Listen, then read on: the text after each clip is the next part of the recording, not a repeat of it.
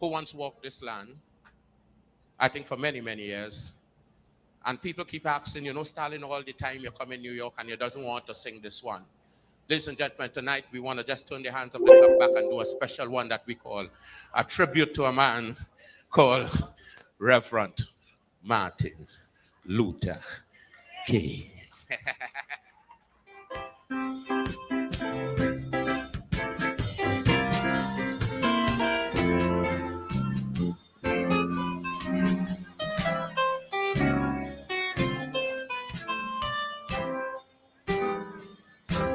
Never lived by a gun, but yet died by one. This man, Martin Luther King, senior son, a gentleman of great capability, who never knew the meaning of the word enemy, but a man who devoted his life to fight that all American Negroes must get civil rights. I say his works must be continued although he's dead. So people don't forget the great things that Martin said. Leave your guns at home. Don't walk with weapons. Violence cannot solve the situation. We want the whites to know, believe wholeheartedly. We want them as our friends and not as enemy. For as enemy would bring riot in this land, and that would not be good for no American. Call him a genius, a messiah, or different things. But I say Martin was a king of all.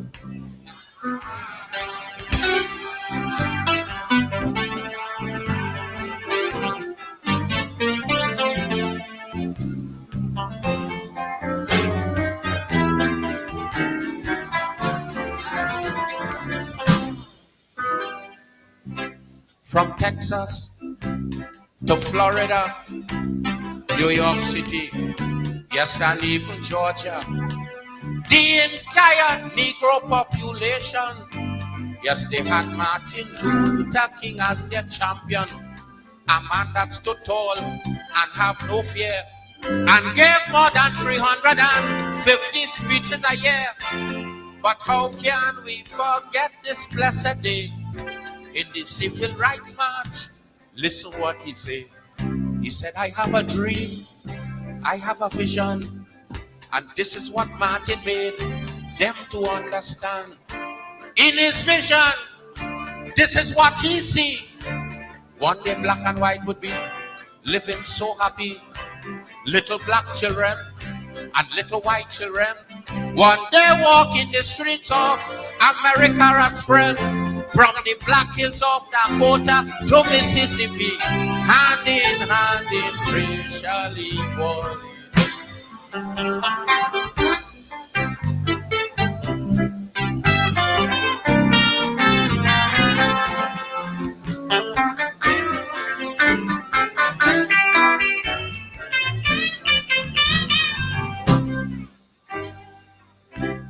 A man that all the world considered as wise, a man that was awarded a Nobel Peace Prize. Violence was never his way to fight, but with several prison terms for civil rights. I remember one good day in Mississippi when a reporter put a question to him, why must American Negroes get civil rights? And this was his answer to my delight.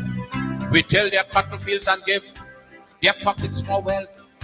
Mind their babies and had them in the best of health. Took part in the Olympic. Don't care if we die, just to keep the stars and strike flying high. Uphold democracy in and out of this land. From Germany to the foxhole of Vietnam. All this we did for America, so faithful and true. Tell me why we can't eat.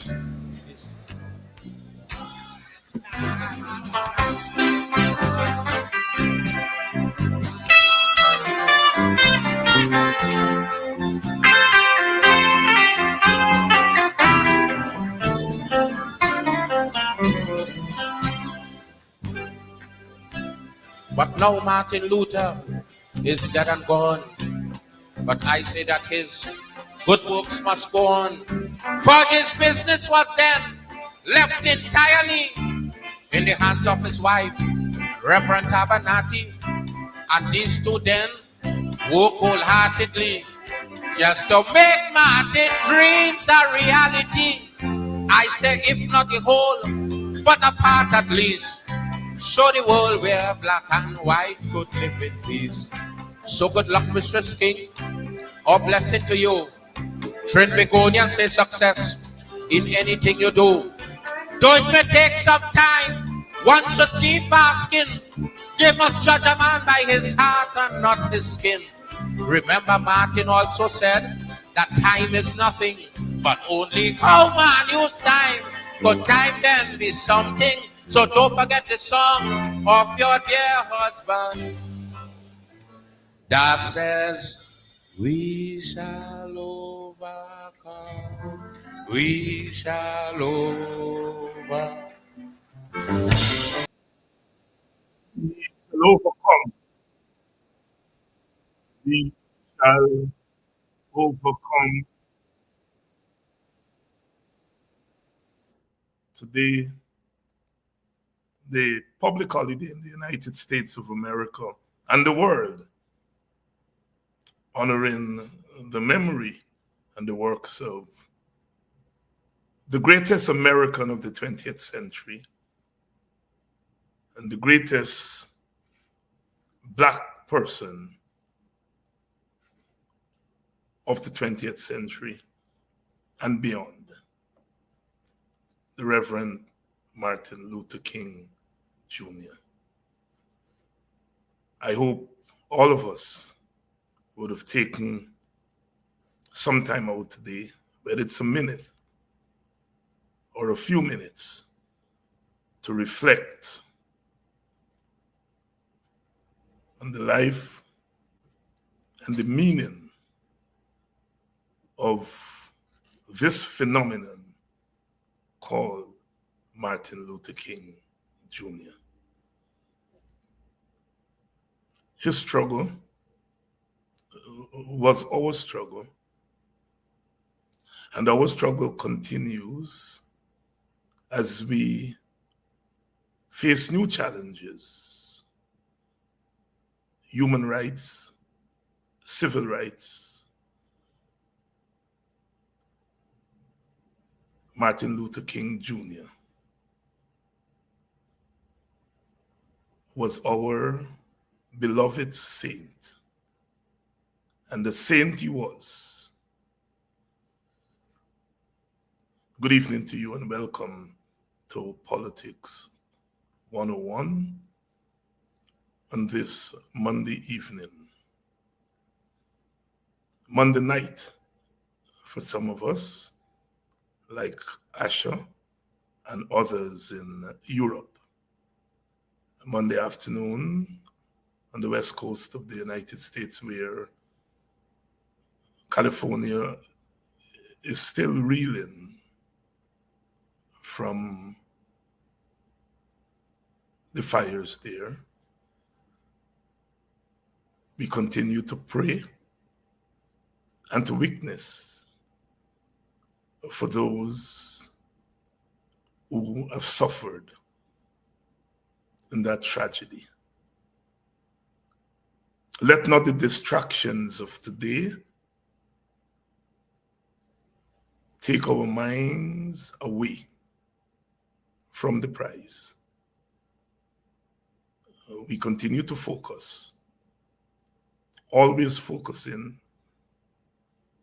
driving the world to recognize our cries, our pains, and our victories. For when we overcome, everyone overcomes. Our story is not always the story of the violence against us, but it is how we continue to beat violence and to set new standards for the world to follow. We in Guyana continue to have our challenges. from 1627, when the first African Americans came across the Middle Passage and came to what is now Guyana. 400 years later, we continue to lift Guyana up and to constantly draw its attention to the atrocities that are perpetrated against human beings. There are those who would wish to wipe away all memories of those atrocities and to sing songs of denial. But as our brother Bob Marley said, we continue to sing redemption songs. For as we redeem ourselves, we redeem the rest of Guyana.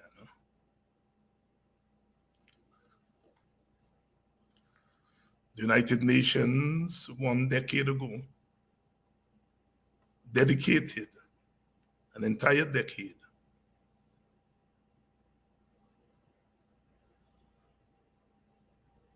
to the monumental task of righting the wrongs against the African. That decade has come and gone,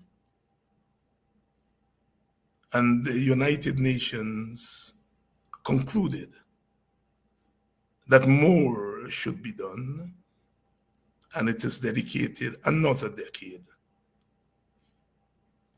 to this monumental task of righting the wrongs, straightening the crooked roads that we have traversed these 400 years. In many respects, we have pushed back and we have buried some of those atrocities, but they keep coming back like the plague. Again, I quote from Robert Nesta Marley, 400 years and the same misphilosophy. 400 years. Every time I hear the crack of a whip, my blood runs cold. We have had our downs. We have had our challenges. We have had our contradictions. But we continue keeping on, keeping on. I was there 8 years ago when then President Granger went to the annual State of the African Guyanese Conference Forum,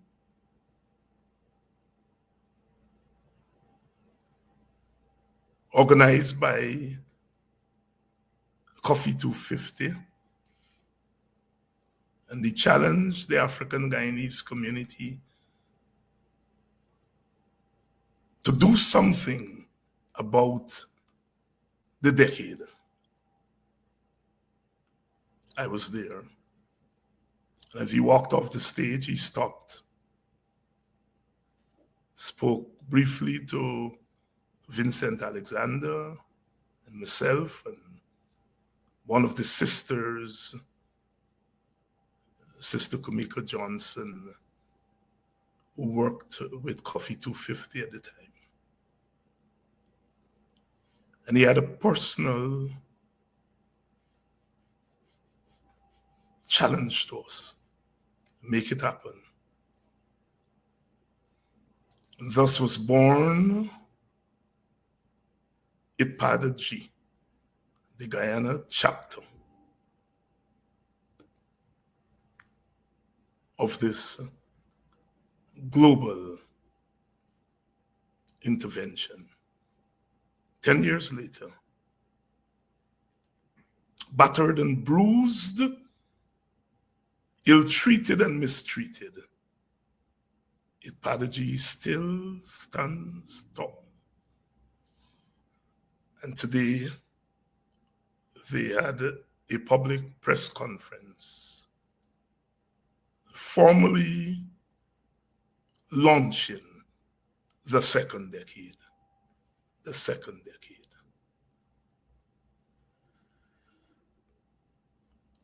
I believe and stand by the creed that Africans are the ones who must be in charge of our destiny.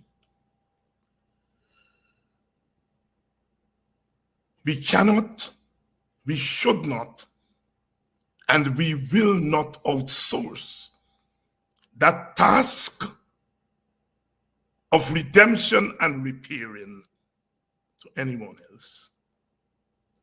And we will not stand by and allow others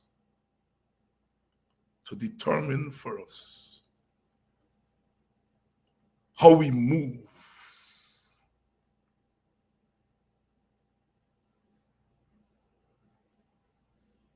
We shall not, and we will not. And so tonight we want to talk about that second decade and how we are going to move. Because the times are serious and we have to be serious. Dr. Martin Luther King Jr. sacrifice his life. He could have been anything. But he chose to stand with his brethren and sisters. They said when he died at 39, 38 years old,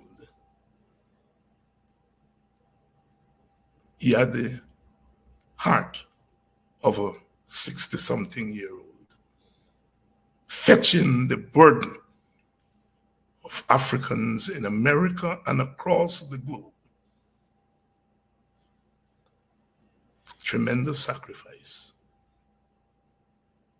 It is not asking too much for those of us who are still here to tell the story, to give some of our time to fulfill the dream. Our dream is not an idle dream. It cannot be an idle dream. For we continue to rumble and tumble by those whose psyche is still buried in the plantation. And as we free up Guyana from plantationhood again and again, we free up open spaces for civilized humanity. Good evening again to all of you, wherever you're joining us from. Wherever you're joining us from, in Guyana, out of Guyana, wherever we are. Tonight, as always, we stand as brethren and sisters, looking inwards so that we can look outwards. For we are the glue that must continue to keep us grounded and planted in the reality of struggle.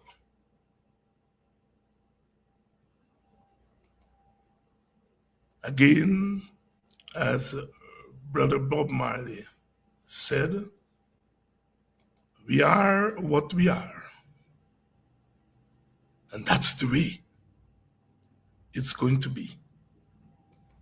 You can't educate us for no equal opportunity. Talking about my freedom, my freedom, my freedom, our freedom. That's what I'm talking about. Let's share a little bit of what IDPADA-G said this morning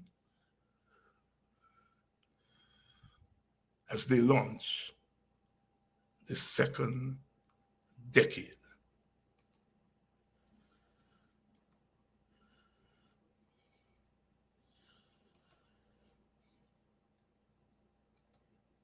In that regard, it would be useful to note what the UN High Commissioner for Human Rights had to say, and I quote, "To secure the full rights and freedoms of people of African descent, states and all of us must effectively confront the legacies of enslavement and colonialism, dismantle systemic racism, and deliver."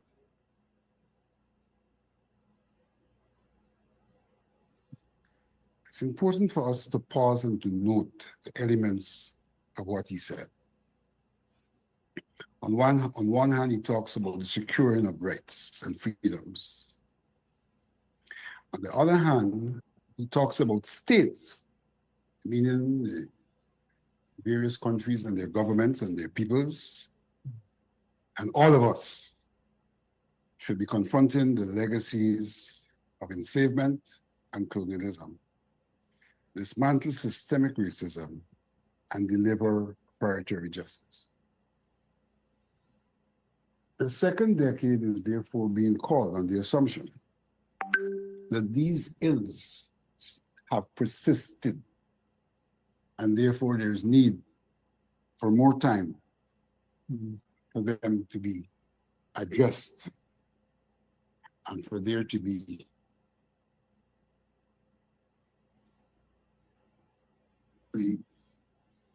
operate at a universal level. The question therefore arises, what's the application of this to Guyana? We in Guyana are still victims of the remnants of enslavement, colonization, and I dare say have found ourselves in the state of neo-colonialism, all of which embraced elements that are discriminatory in relation to the people of African descent in particular. And that alone gives reason why the second decade is very much applicable and relevant to the Ghana situation. But not only do we have remnants of those systems which have been referred to, but we also are actively suffering from infringements of the Universal Declaration of Human Rights. For example, we suffer from infringements in relation to freedom and discrimination. We see this in the realm of the public service, the security forces, the award of contracts, and evolving our life, Article 3 of that declaration. There are continuing problems of extrajudicial killings, adding victims to those who over the years have so suffered. We've also seen that Article 5, which speaks about freedom from torture, continues to be breached here in Guyana. And similarly, Article 6, the right to recognition before the law, And Article 7, the right to equality before the law. Article 8, the right to remedies, the right to a fair trial. All of these.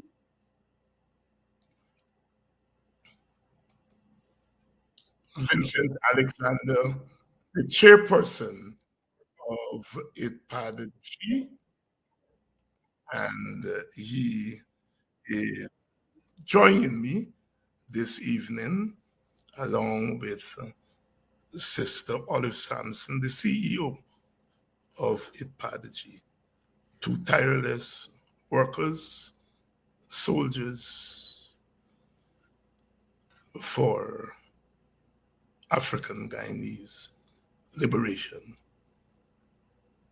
and the liberation of all peoples, but especially African Guyanese. Brother Vincent, good evening. Good evening, David. Sister Olive, good evening. Good evening, David. Good evening, Vincent. And I apologize for spending such a long time introducing you, because it's your show tonight to talk to us about the decade. You had that press conference earlier today, and we want to put some of what you said there in context. For the purpose of our viewers and listeners who may be new to this subject, give us a background, if you will, of what led to the first decade and what transpired during the first decade that inspired a second decade. The first part of the question, what led to the first decade, I will put to you, Olive, and Vincent, you will talk about what transpired during that first decade that inspired the second decade. Olive. Yeah, thank you, David. The first decade came out of actually the Durban Conference, which was held in 2001 in Durban, South Africa. Really, the first conference to speak about the issues coming out of enslavement, colonialism, and racial discrimination. So the Durban Conference focused on racism, the elimination of racism, xenophobia, and other forms of discrimination against people of African descent, as well as other people who were and are discriminated against, find themselves facing xenophobia, facing unequal treatment. That conference is still reverberates today in its outcomes. First, we had from that conference a year focusing on people of African descent in 2011.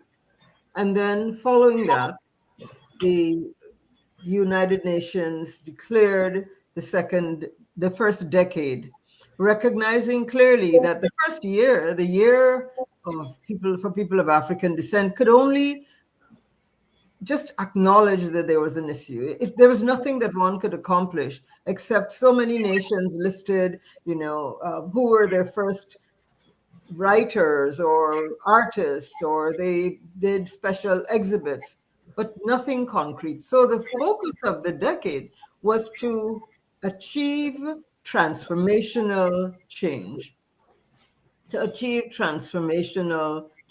for people of African descent. That was the intention of the first decade that was declared in December of 2013, and states were given a full year, the year of 2014, to plan, to focus on the UN's plan of activities for the decade, and to put in place mechanisms to ensure that that decade would be effective and that it would take steps towards remedying the issues that were outlined coming out of the Durban Declaration. The Durban Declaration was very thorough in its assessment of the state of Africans and African descendants all across the world. It spoke to the lasting legacies of enslavement, of colonialism. It looked at what was happening in every single country where there are African populations.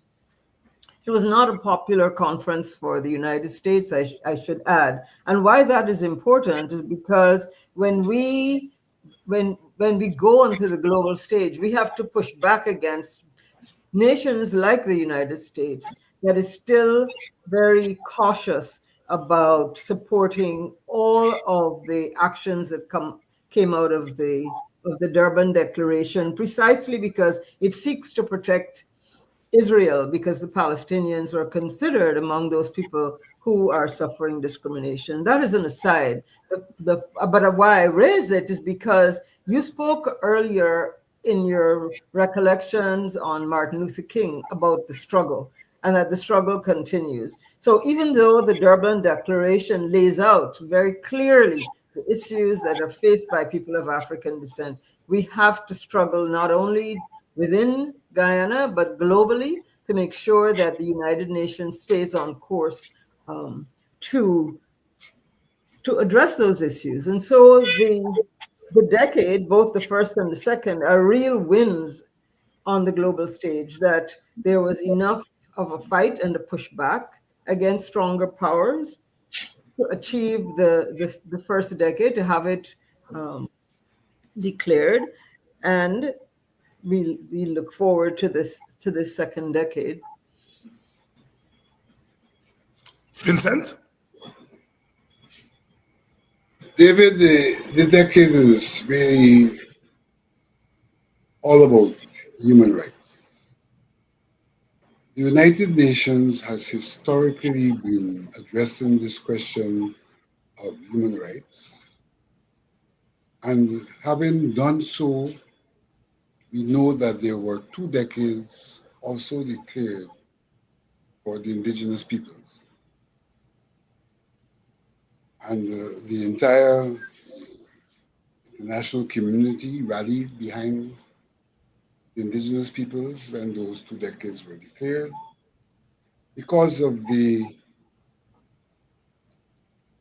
impact of so-called discovery and so forth had on the indigenous peoples, particularly here in Latin America and in other places. The fact that they were deprived of access to their patrimony, they were deprived of their lands, they were deprived generally of their human rights. And I think that the UN came to the recognition as a collective that these situations ought to be reprieved.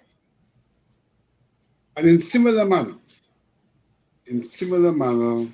starting with the Durban Conference, the UN came to the position the people of African descent had also suffered enslavement, also suffered under colonialism, neo-colonialism, and that there were issues like racism and xenophobia and discrimination that affected those people. And in affecting them, it denied them of their human rights. And therefore, it was felt that there was a need to highlight that history and to provide an opportunity for the wrongs to be redressed and for the people of African descent to be equalized, so to speak, with the other peoples who may not have suffered, the way in which the people of African descent suffered, and other peoples who may have suffered but have had their issues addressed, and hence the reason for the decade. The United Nations clearly understood that the problems we're confronted with are collective problems that inhere in the institutions that were put in place under slavery, under colonialism, and that persist under neocolonialism to deprive us of our rights. And so when we talk of institutions, we are talking about, let's take, for example, a police force. The very term police force tells you a story, as opposed to a police service. And we know that when the police force was first formed, it was really formed to uphold the status quo of the plantation owners and to impose upon the people of African descent the behavior patterns to allow for the plantation owners to continue to exploit. What the point the United Nations has made is that many of the attributes of that police force have continued onto today, and therefore, by virtue of that, the police forces continue to be a body that discriminates, that imposes deprivation on the people of African descent. And so when we talk about institutional changes, we're talking about how do we reform a police force to become a force that sees all people as equal, a force that gives service to people, rather than, in fact, not being a force, but to be service. And so really the decades intend to confront historical wrongs. And in confronting those historical wrongs, not only to transform these organizations, these institutions, not only to change the laws, but to recognize that when those institutions are transformed and those laws are changed, that the people of African descent are still in a disadvantageous position because of what history would bequeathed to them. And in that regard, the question of equity also became a critical question. How do you make up for the loss, equalize the people of African descent, so that when you have this transformation, that they are going to benefit from a level playing field, rather than a playing field that is a consequence of the historical losses that they suffered and the disadvantageous positions that they found themselves in. So really, this decade is really about humanity. It's really about human rights. It's really about the recognition that the people of African descent have suffered in three major areas. They have not been recognized as human beings. They have not been recognized for who they are as people, as human beings. In the process of the non-recognition, they have been treated unjustly. They have not benefited from just treatment. And this has added up to a situation where they have not been able to benefit from development, to be a party to the development of the countries in which they live. Hence, the decade was declared under the theme recognition, justice, and development. And I dare say that when this decade was declared, the United Nations sought to have the various countries append their signatures to this, and that Guyana was among those who appended the signatures. The United Nations did not ask Guyana to append the signatures because of what's happening somewhere else in the world. They asked Guyana to append the signature because of what's happening wherever the people of African descent are located, and Guyana being no different. Unfortunately, what has eventuated is that having recognized this problem as a universal problem by virtue of appending its signatures, we have a government which appended its signature, but now contend that really there are no lasting problems confronting the people of African descent. That all is hunky-dory with the people of African descent, except for reparations which are due to them by the colonizing countries and the actors of those countries who imposed upon the people of African descent. So we've had a situation where, whilst on one hand, the government has signed on the other hand, they have not given recognition to the fact what they have signed on to affects the people of African descent in Guyana and requires them to be responsive and to act in keeping with what the decade requires of states, as much as the people themselves are required to recognize the problem that they're faced with and also to be conscious and active in retrieving the situation. Vincent Alexander, the chairman of IDPADA-G, here tonight, along with Olive Sampson, the CEO of IDPADA-G, discussing the second decade, discussing the first decade of the people of African descent as mandated by the United Nations. And as we enter the second decade, trying to put them all in perspective. They had a press conference earlier today laying out IDPADA-G, meaning IDPADA Guyana, and how they are going to move. Today is Martin Luther King's holiday. It's Martin Luther King's Day, and we are all over the world, wherever we are, remembering the drum major, remembering the Prince of Peace, but someone who was tough like any one of us, someone who had the tenacity to stand up to injustice. And as we talk about the decades of recognition, the 2 decades by the United Nations to recognize the challenges African Guyanese face, we cannot help but remembering Dr. Martin Luther King and his own path-breaking work in that regard, laying the foundations for what we are doing today.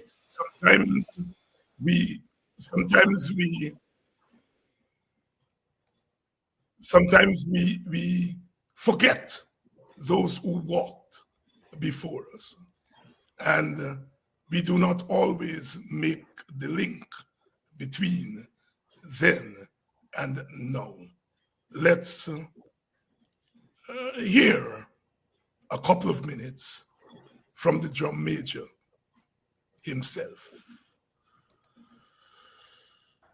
I come here tonight and plead with you. Believe in yourself and believe that you're somebody. As I said to a group last night, nobody else can do this for us. No document can do this for us. No Lincolnian Emancipation Proclamation can do this for us. No Kennethonian or Johnsonian Civil Rights Bill can do this for us.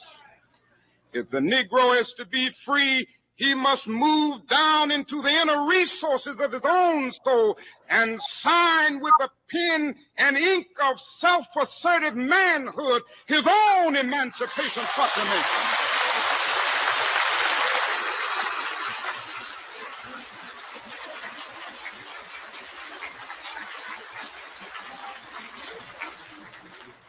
Don't let anybody take your manhood.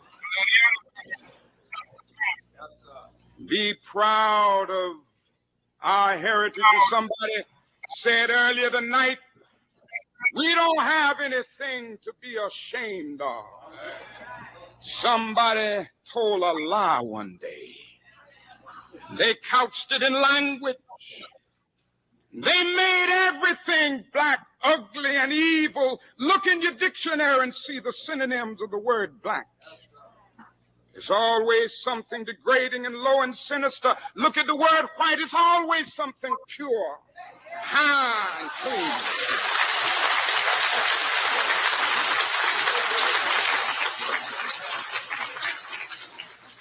want to get the language right tonight.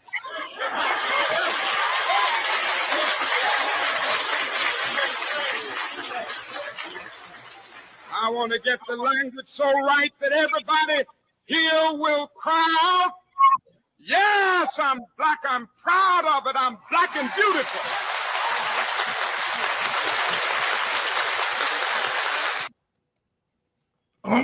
Olive and Vincent, I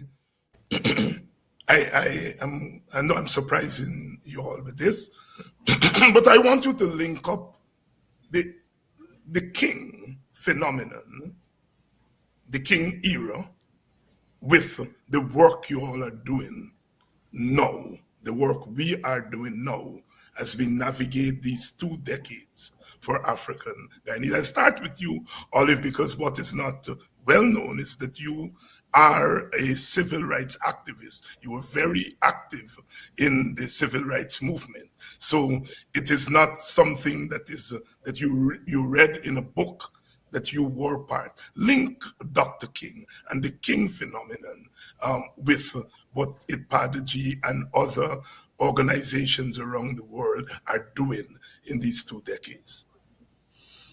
Thank you for that question, David, and thank you for posing it after playing that clip, because that was a very powerful message and a reminder of what it is that we do at IDPADA-G. Vincent spoke about the goals of the decade and what that ought to be transformational. We speak of sustainable development. We speak about the socioeconomic issues that our people confront. But the thing that we confront, that IDPADA-G speaks to strenuously and repeatedly, is the understanding of who we are and the question of agency and empowerment. We have to know that the system under which we find ourselves is a system from which we need to free ourselves, because that system benefits from our oppression and our marginalization. And that is what Martin Luther King spoke to just a few minutes ago in that clip. And so IDPADA-G's work, when we speak about remembering and learning our history, it's about understanding what occurred, the correct version of our history, our contribution to the creation of that space called Guyana, what is therefore due to us, and the respect with which we should be treated. Because had it not been for our labor, Guyana would not be where it is today. But even beyond that, an understanding of our agency, and this is a very important time for us to be reflecting on that. Because one of the things that concerns me as an individual, though I'm not putting this on IDPADA-G, my point is about me as an individual. I'm concerned that our community is not aware, because our education system and other institutions that ought to convey the importance of citizenship and the responsibilities and rights of a citizen, we are not informed. That is part of the work that Martin Luther King did as well. Who are we, and what is just that we ought to call for? I think that speech that you just played was perhaps the speech in Memphis, that when he was addressing the garbage workers, I believe, who were planning to go on strike. And he was trying to tell them, your future, the transformation of our society, of our place in it, is entirely within our hands. That it would not be just simply the President Johnson at the time signing some proclamation that would make a change. Similarly, it's not just the UN and the opportunity that the decade provides. It is an opportunity, but it's for us, every single one of us, to understand that we have to stand up, recognize who we are as citizens, recognize what our rights are, recognize when those rights are being violated, and what we should do to demand the end to violations and remedies for those violations. Vincent? I just want to make one. Oh, sorry. I thought you were finished. No, the one other point that I want to make is that the environment in which we currently find ourselves tries to reinforce this notion of clientelism, that the government is all powerful and we as people are, we seek patronage, we seek the handouts, and we are grateful. We as citizens hire a government. We select a management company to run the country. They may be referred to as political parties, but we must do an assessment of whether government is working to our benefit or not. And so I think that our empowerment as people of African descent is what we need to do, to most of all accomplish within this decade, as we fight for equity, as we fight for an end to the human rights violations that constantly assail us, as we seek to develop our country and a future for our children. Our empowerment, our understanding of our own agency is what I think is the similarity between the work that IDPADA-G does and that of the civil rights movement. Vincent, your turn now. Martin Luther, in some regards, could be seen as a John the Baptist, a forerunner to the work that we are required to do during the decade. What he was doing was absolutely no different. And in fact, we have planted the seed that led to this struggle going beyond intra-country to inter-country. We ought to recognize that Martin Luther, in that particular speech, spoke to the question of self-recognition. The United Nations has chosen recognition as one of the goals for the decades. Martin Luther spoke to self-recognition. The point that he was making is if we don't recognize ourselves, who we are, then no one else will. And that when we recognize ourselves for who we are, then we are in that moral position to demand recognition of others. The decade is about demanding that recognition of others on the assumption that the call for the decade is based on a certain level of self-recognition that's come to us over the years of struggle.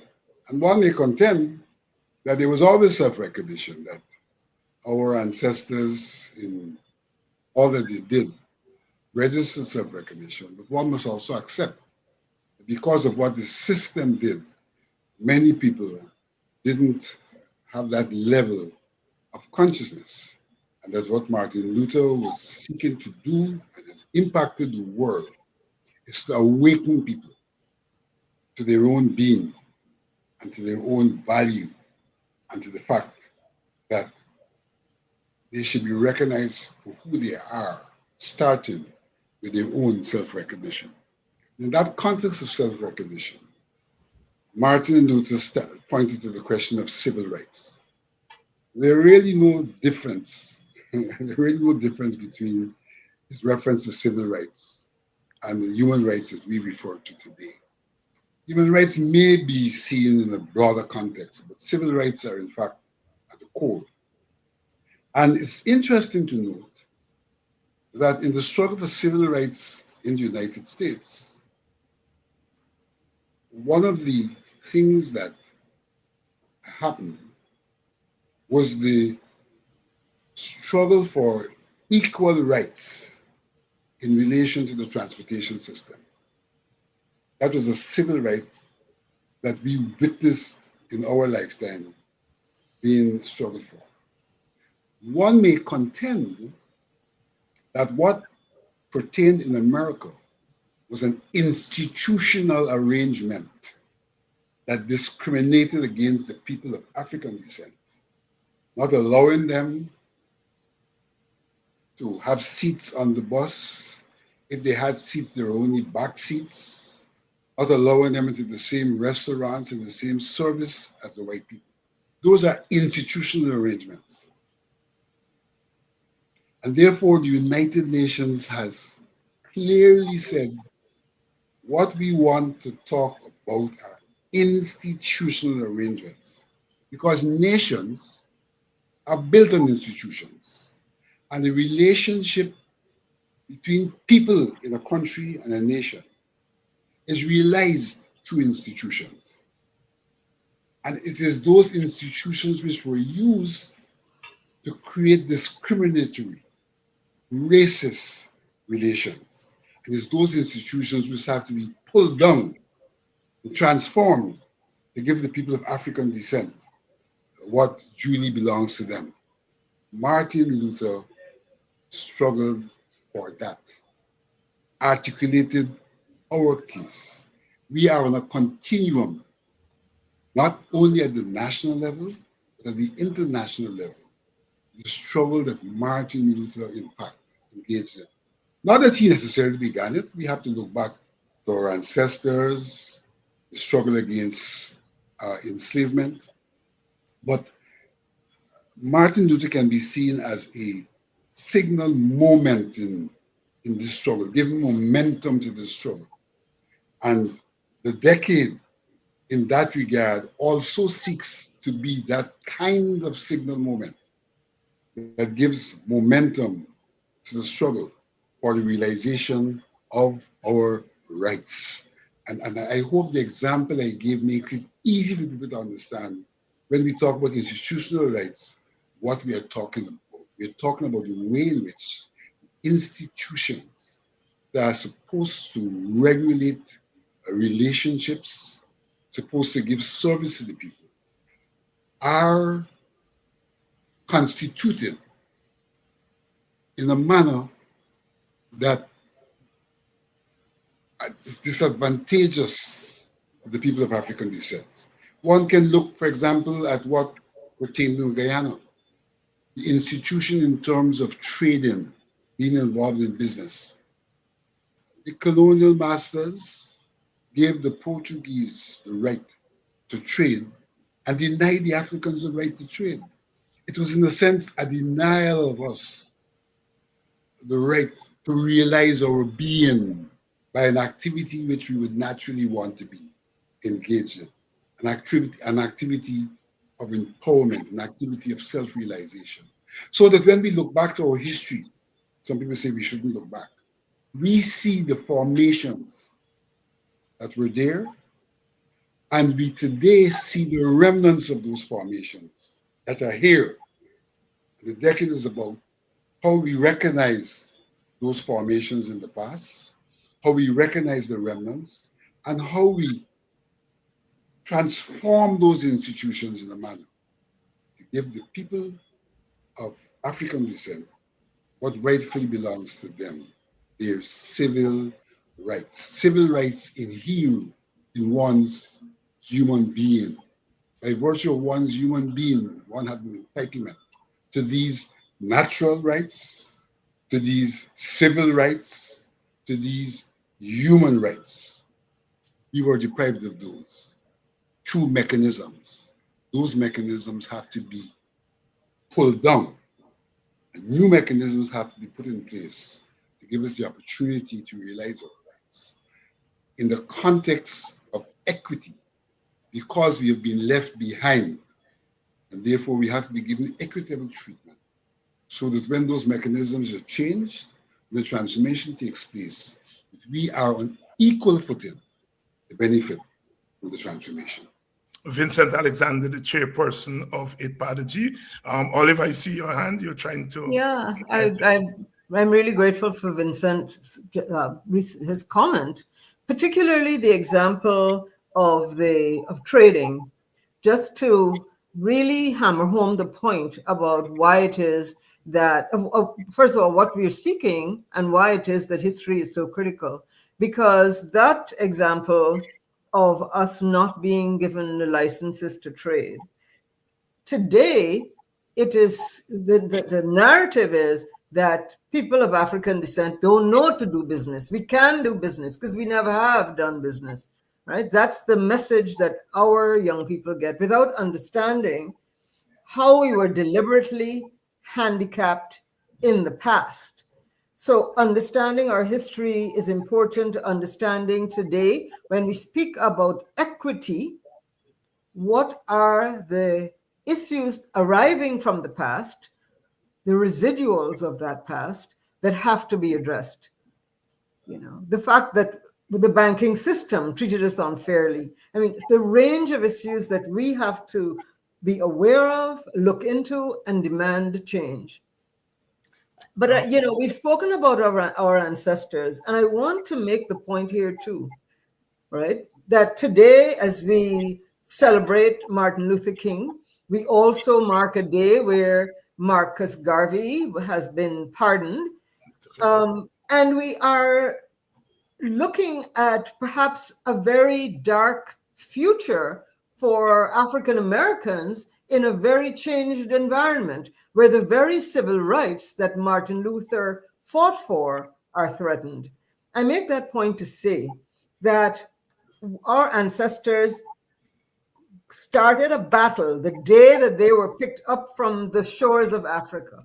They fought and they continued, and they fought, and we saw the end of slavery. We have continued the fight for our full freedom. There is no point at which we are going to be able to put down arms and say, you know, the battle is won. This is a constant battle, generation to generation. So our young people looking back sometimes say, I don't know what those old people did. They didn't do anything. No, they did a lot. They brought us to this point. And it is that I am among those older people now who must say to younger people, you have got to pick up the baton, because if you don't, we're going backwards. Olive Sampson, the CEO of IDPADA-G. And Olive, as we would say in Guyana, you take it out of my mouth, because I was going to mention the pardon of Marcus Mosiah Garvey by President Biden as one of his last acts as President of the United States. Marcus Garvey, of course, was charged and imprisoned on trumped-up charges of mail fraud as he was trying to build global business institutions, the Black Star Line, and other business enterprise that scared the hell out of the dominant supremacists of the time. Didn't want Black people to do business. The Black Star Line, of course, was going to Africa, taking goods there, trading with Africa, bringing back goods to the United States, coming to the Caribbean, trading with the Caribbean. He was setting up another triangle with Africa, the Caribbean, and the United States, Black America.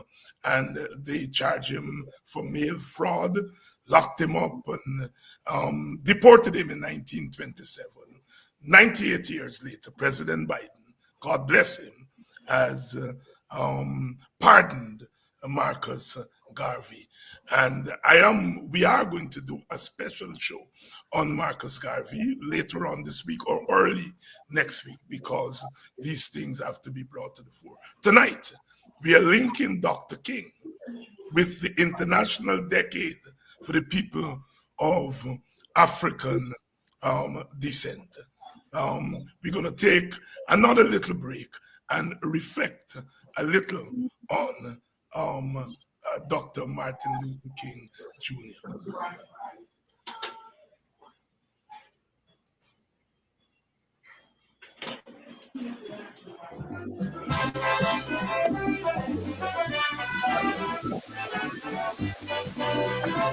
Our champion is dead and gone, and there is nobody else to lead us on. Martin Luther King is dead and gone. Now who do we have to lead us on? As a civil rights leader, he stood for his cause, and was assassinated one early April night. Well, now that his precious blood was shed, plenty gon' live and plenty gon' dead. It's gonna be a long summer. Discrimination has gone too far. Luther King is dead, and now this we cannot avoid. Segregation must be destroyed. An apostle of peace was he. He gave his life for racial equality. During his struggles to try and equalize, he was awarded that coveted Nobel Prize. Brutally beaten and jailed many, many, many times. Peaceful demonstrations were his only crime. Yet still he walked, I said he walked in the footsteps of Jesus. And just like Christ, he died for us. It's gonna be a long summer. Discrimination has gone too far. Luther King is dead, and now this we cannot avoid. Segregation must be destroyed.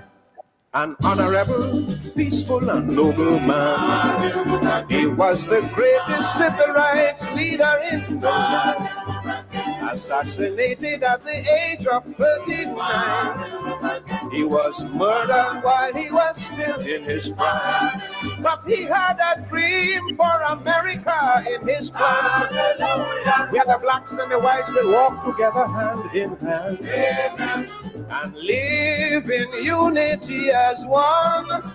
Though he is dead, I say that dream lives on. It's gonna be a long summer. Discrimination has gone too far.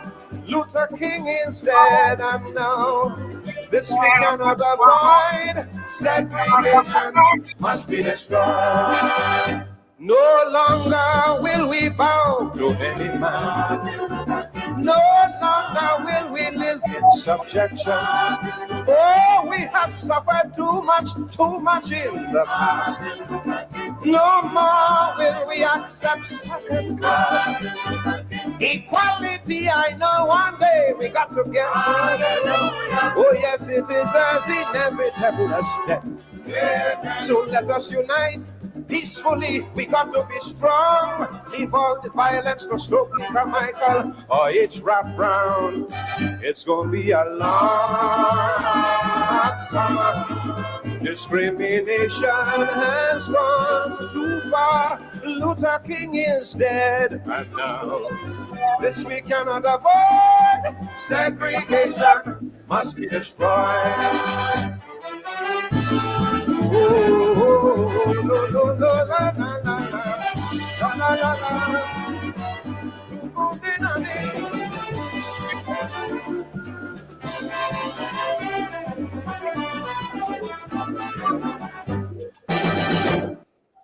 Doing it as only he could do it.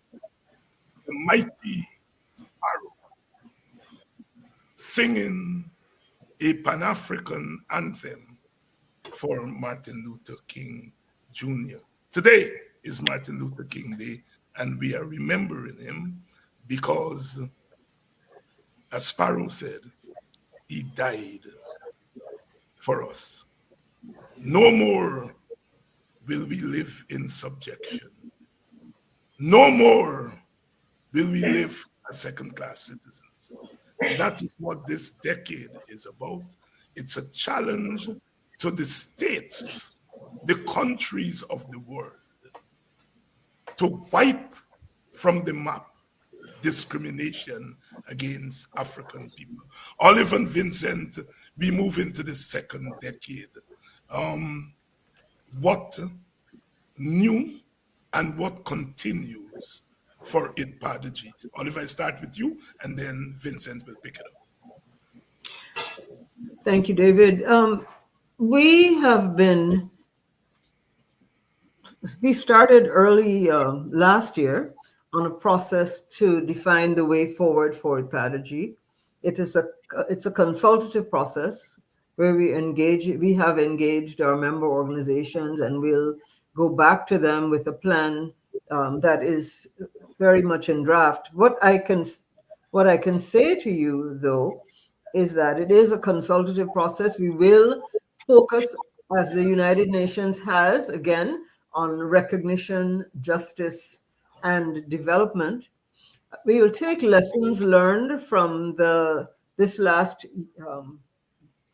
5 years that we were up and running, 6 actually, and really redouble our efforts at advocacy, both locally and on the international stage at the United Nations and other fora, where we have an opportunity to really expose the plight of African Guyanese. I think we recognize that by shedding light on what is happening to African Guyanese is critical. Right? So going beyond just the local engagement. But I think most important for you and the listeners is the fact that our process is consultative. While I'm sure I have a great sense of what it is that we are likely to do, I would be remiss of me to speak without the membership having given their fiat, their approval. Vincent, as you make your contribution to that question, just to remind our viewers that the government under David Granger gave a subvention to IDPADA-G, which was taken away by this present government. And I dare say that the image of this government going to African Guyanese and giving them fowls, ducks, and a few pigs, while taking away the subvention that would free them from the stranglehold of poverty and move them onto the path of real development, delayed development, because this is something that was the promise of emancipation. As you answered the question about the coming decade and IDPADA-G, I want you to wrap that whole thing about the state denying in the 21st century state subvention to IDPADA-G to facilitate the work that it has to do, which I see as a violation of the UN mandate. But over to you, Vincent. Thank you, David. Allow me one moment to go back to Marcus Garvey and the manner in which Marcus Garvey was treated. I have been saying repeatedly that big issue is the institutional arrangements and the legal arrangements that are used to suppress people of African descent. Marcus Garvey was a glaring case where the legal system was used to frame him and to demobilize him as he sought to carry the struggle for the liberation of the people of African descent. So it's a good example for us to understand how the institutions, how the laws have been and can be used. In that context, as we look to the second decade, it should be noted that IDPADA-G, during the course of the first decade, developed a program for advocacy. So separate and apart from the work we are doing with our organizations, with the wider community, we developed a program for advocacy that sought to identify all of the institutional arrangements that needed to be transformed. Interestingly, It is when we approach the government to engage them in our act of advocacy in relation to things that the state mechanism has to take responsibility for. That is when the government sought to disengage us and to stop the subvention. So it suggests that we have a serious problem because we have a state machinery, a government that's unwilling to accept the issues that affect people of African descent. And not only are they unwilling to accept those issues, but they are prepared to do everything to ensure those issues are not articulated, those issues are not addressed. And I dare say that there's much that they do that perpetuates the ills of those issues. And so during this decade, one of the things we have to continue to do is advocacy, because we have identified, we have refined, we have particularized the issues as they relate to Guyana. Whether it be the health system, what needs to be done in the health system, because the issues of diets and so that were introduced during the plantation system that have probably caused the people of African descent to be the ones who are most affected by things like diabetes and hypertension. Those are things that have to be addressed, and those things have to be addressed institutionally. We have to have a health system that does more and more research to understand the problem, which may well be sourced to things done to us in the past in terms of the kind of diet introduced to us, to bring about a redress in that regard. And critical to that is the education system. An education system that sought to give us identity, an identity which is paradoxical, an identity that seeks to take away from us the recognition of us as human beings, take away from us the recognition of the abilities and the capacities which we have, recognition of what we have in fact done to bring this nation to where it is, and what our foreparents have done to bring the world to where it is. And education is a part of the institutional arrangements have to be addressed. I grew up at a time when West Indian history was not taught to me. English history was taught to me. I grew up at a time that when West Indian history was taught to others, did not emphasize the fact that the indigenous people were here, that the enslaved people built this country. It didn't emphasize that. It sought to emphasize the role of the colonizers, the role of the plantation owners. That institution, education, has to be reformed. It is still to be reformed because we still do not teach proper Guyanese history in our school system. And imagine us wanting to advocate for that.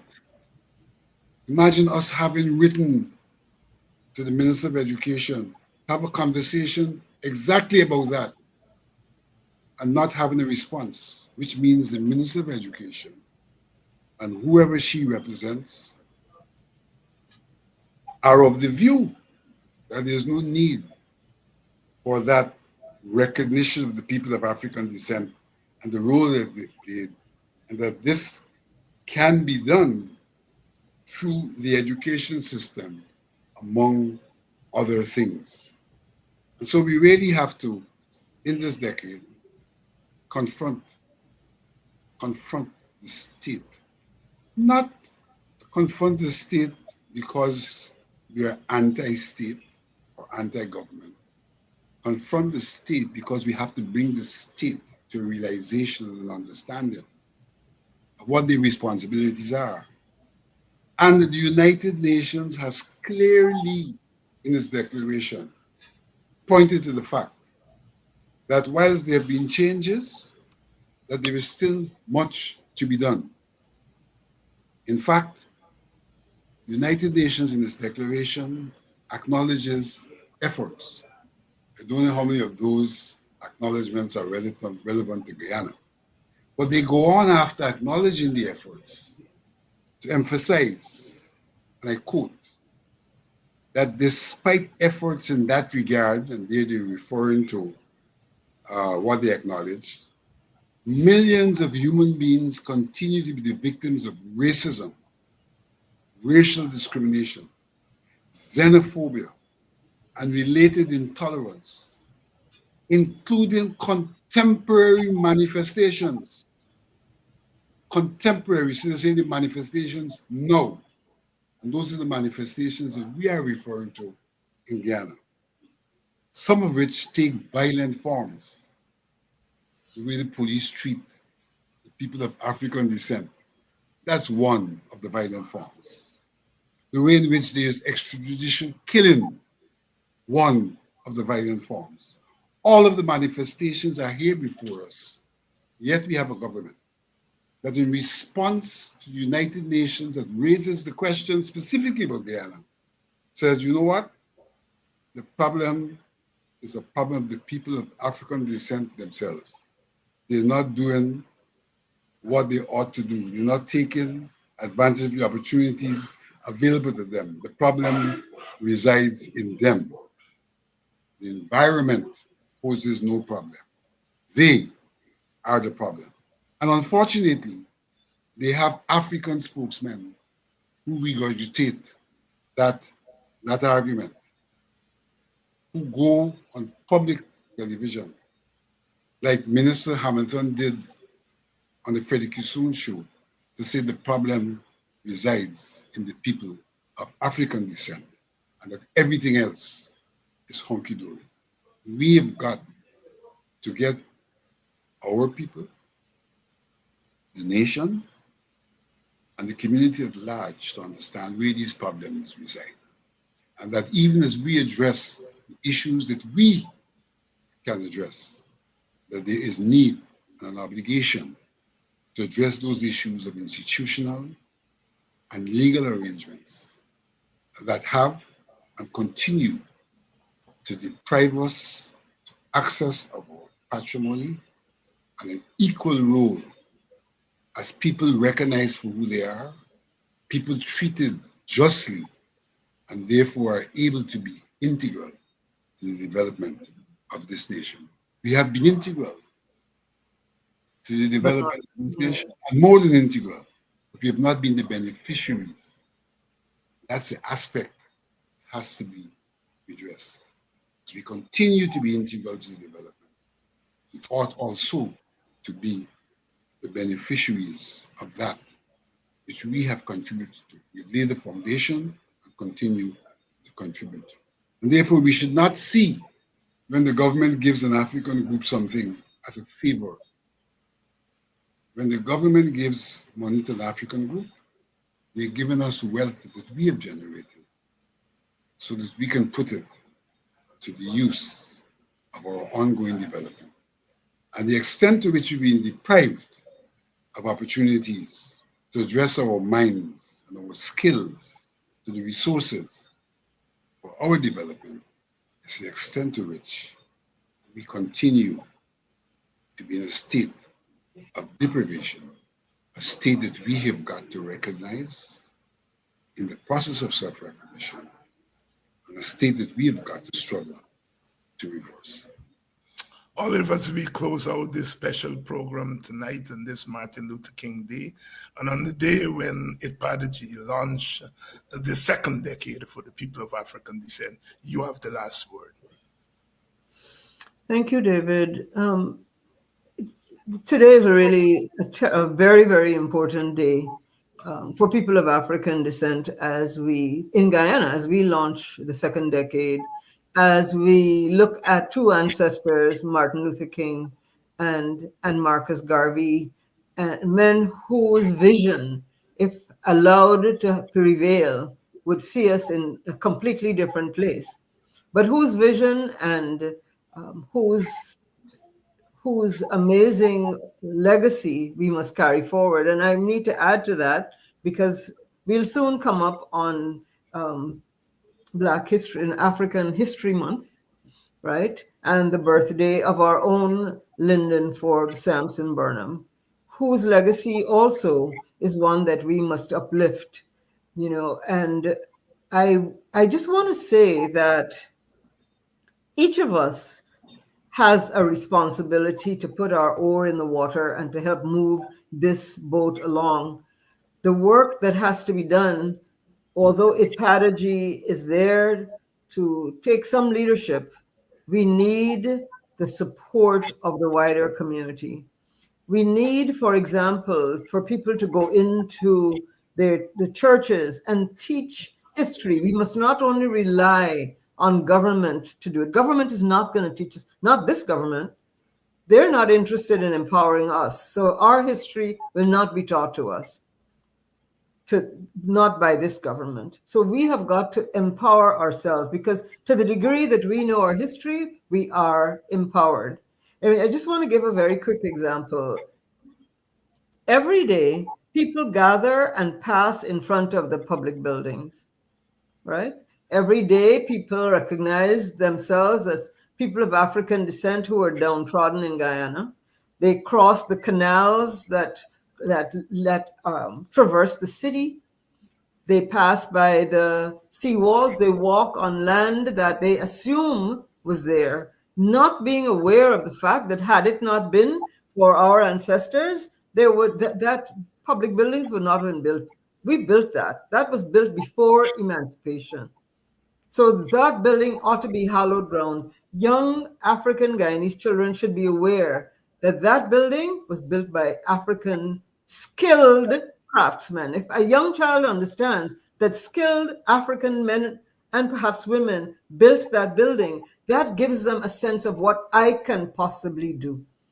When they understand that the system, the drainage system that was put in place to keep our city drained and the entire coast was put in place by African hands, it changes the dynamic. It changes the way you relate to your space. It changes what you think of yourself and what you therefore demand. So I urge those of us who are here this evening, as we not only look at this historic day with respect to Marcus Garvey, Martin Luther King, as we come up upon the February Black History Month and Forbes Burnham's birthday, that we think of ways in which we can get a book, get a history book, and go to your church and say, demand the pastor that we need to set aside some time to talk about who we are, regardless of how mixed the population, the congregation is, because everybody needs to know. We need to spend some time similarly understanding our responsibilities and rights as citizens and the various human rights that are being violated every single day by the Guyana government, particularly against people of African descent. We need to know that the poor education system that is crippling our youth, that does not prepare them for a career, that is a violation of universal human rights. That the inadequate living standards of living is a violation. And so there's a lot of work to be done. IDPADA-G is there to work and to help and to lead in any way that we can. But every single African Guyanese has a responsibility. That is the way that we're going to win this battle. The Montgomery boycott was only successful because people of Montgomery, African Americans, decided they were going to walk rather than suffer the humiliation of being put in the back of the bus. And people walked for months, long distances to and from work. So it takes all of us fighting together to dismantle this system that is now again firmly entrenched in Guyana. The complexion of those who are oppressing us might be different, but it's the same playbook. They're doing exactly the same things that were done to us in enslavement and colonialism. And we have just got to continue that fight. And that is the work of the second decade. Olive Sampson, CEO of IDPADA-G, and perhaps what we've been saying here all evening is best captured by our national poet Martin Carter in that seminal poem, the last stanza, in which he said, "I come from the nigger yard of yesterday, leaping from the oppressor's hate and the scorn of... I come to the world with scars upon my soul, wounds on my body, fury in my hands. I turn to the histories of men and the lives of the peoples. I examine the shower of sparks, the wealth of the dreams. I am pleased with the glories and sad with the sorrows, rich with the riches, poor with the loss. From the nigger yard of yesterday, I come with my burden. To the world of tomorrow, I turn with my strength. Onward to the second decade with our collective strength." Vincent, Olive, thank you all for tonight. It has been a special evening on this special day, on a special edition of Politics 101. Thank you all. Thank you very much, David. Thank you very much. And to you, our audience, always keeping on, keeping on. As Burnham used to say, watch with me one more night, one more night. Watch with us as we navigate this sordid state of affairs in our country for the African. We shall overcome. We shall overcome. We shall overcome because we have always overcome. We are human beings, born with all the characteristics that have been endowed by our ancestors and by our gods. Today, we may be a little bit down, but tomorrow, in the morning, it may be raging tonight, but as all of us African people know, joy cometh in the morning. Stay up, stay strong. This year is going to be a challenging year. But by God, by the fury in our hands, we will make it through the night. And when it comes, we will come alive again and laugh again and walk out of this prison, says Martin Carter. If you hear that, black is beautiful, radical